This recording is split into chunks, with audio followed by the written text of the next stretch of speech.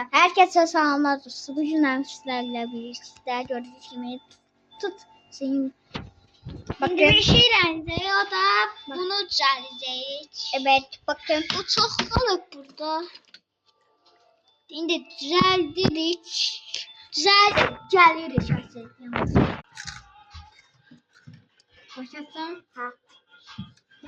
Evet dostlar, elədiyi baxın. Bu təkərlərdə baxın buradan da. Gördüğünüz gibi maşınları ise buradan götürüp getireceğiz burada yukarıya. Oradan da düzelteceğiz. Gördüğünüz gibi. Ha, o testi aslında. Neyse biz bunu Yanımda. Neyse bana. gel. Heh, dostlar indi. Bunu buradan götürüp.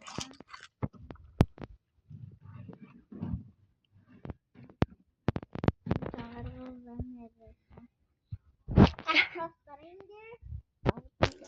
Oradan bir tane müşteri verin bana. Ala. Gelen. Marçel. Tezat. Sağ ol. Gel. Gel. Ya istemuna. Dostlar indi. Bunun burası. Ne düştü yani? Dostlar bir yeşil kadar. Kardeşim bir şey düştü.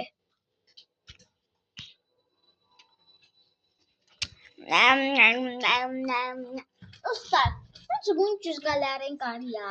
Yoxsa eləməyək qaları.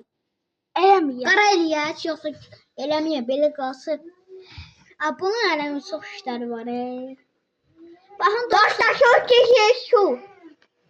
Dostlar, baxın, video başlatmadan öncə var. Yox, nə qəşəng detalları eləmişəm. Dostlar çok kişi bir şey. Yemeğe bir şey. Kavga yiyecek. Aslında bizim şu espri yap. Heh dostlar. Aynı balonda pasapkaya bak pasapkaya. Bak. Çek daha çek. Pasapkaya çek. Ne çek? Acayip pasapka. Esin maşın o belədir.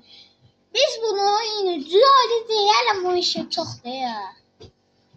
Evet, zəhmət olun. Başlattım.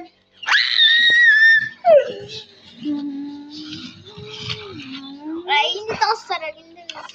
Bizimki de espri de yalnız espri. Bunu da çıkmıştır.